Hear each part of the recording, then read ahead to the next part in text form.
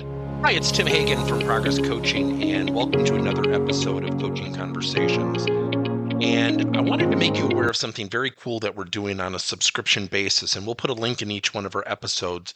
But every Wednesday, we're going to be doing what we call an audio podcast workshop. That workshop will be roughly about 14 to maybe 20 minutes per episode, with each month having a theme from a coaching model, using feedback strategically, to coaching self-awareness, and so on.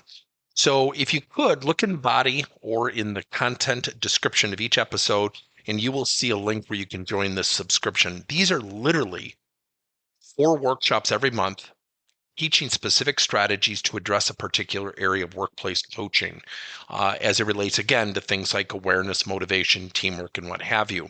Here's the cool thing. It's only $10 per month, and each month you will get a handout that we will follow along with. So we also give you a tool for you to take notes as we go through each episode. We hope you'll check it out.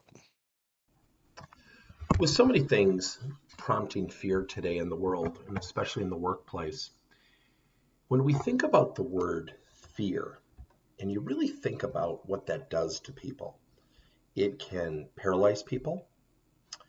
It can really put them in a position of not knowing what to do. And I always think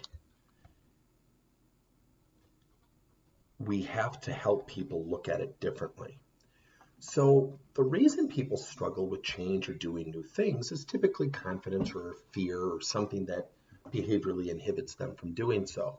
So let's take fear, and let's think about fear being the failure to engage and react. So think about that. Let's say that fear is an acronym for failure to engage and react. So share that with someone. Share with someone. Sit down and say, Susie, I sense you're really terrified. Yes, I have a fear. I don't know what's going to happen. And you can share that acronym and say, so Susie, if fear stands for failure to engage and react, when you hear that, what would you do to counter that?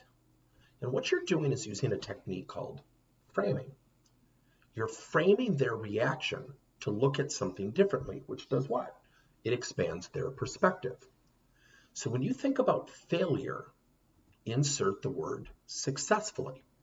So Susie, what are you going to do to successfully engage and react? Now, let's play with the words a little bit further.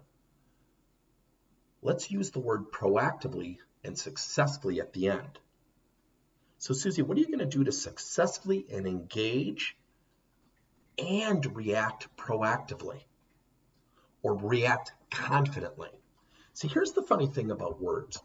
When you break apart words and even use acronyms like I am now, what you're ultimately doing is getting people to look at things differently. That's what coaching's all about.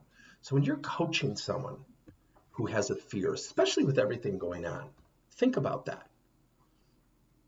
Where there's fear, typically we have people who are saying, I can't engage. I'm failing to react. I can't move. I'm in quicksand. What's going to happen? It can literally paralyze people. And I know that can come off like a crass analogy, but think about it. Rarely will you hear somebody say, yeah, I'm really fearful. I'm really scared, but here's what I'm going to do to overcome it. What they're really asking for is help. So share that. Share with somebody the acronym. So fear is a failure to engage and react. Then play with the words. So what are you going to do to successfully engage and react proactively and confidently? And what that does is it gets them thinking differently about this thing called fear. And it will move them in the right direction. Thank you for listening to another episode of Coaching Conversations by Tim Hagan and Progress Coaching. Now, our company is always coming out with new and innovative solutions to help leaders coach their employees. And recently, we just created a new service called Coach to You, where leaders can pick and choose topics and assign 7 to 21-day programs for employees to learn and, more importantly, apply actions and then reflect and share what they're going to do going forward as a result of the learning. It's called Coach to You. We're literally bringing coaching to your employees. If you're intrigued, we'll have a link in each one of our episodes where you can get more information. And again, thank you so much for listening to another episode.